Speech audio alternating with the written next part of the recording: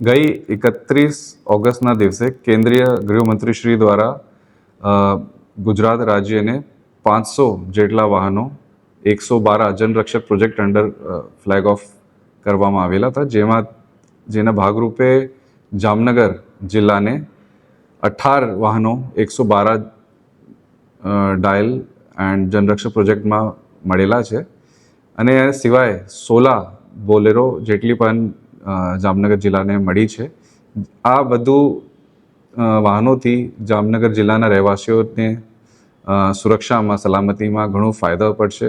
Police સ્ટેશનની efficiency કાર્યક્ષમતામાં વધારો થશે અને આ ભવિષ્યમાં પણ લોકોની સલામતી માટે એક બહુ મહત્વપૂર્ણ કદમ સાબિત થશે. દરેક 112 જનરક્ષક પ્રોજેક્ટના જે વાહનો છે એમાં એક આઉટસોર્સના ડ્રાઈવર સાથે 2 પોલીસ સ્ટાફની ફાળવણી કરવામાં આવેલી છે.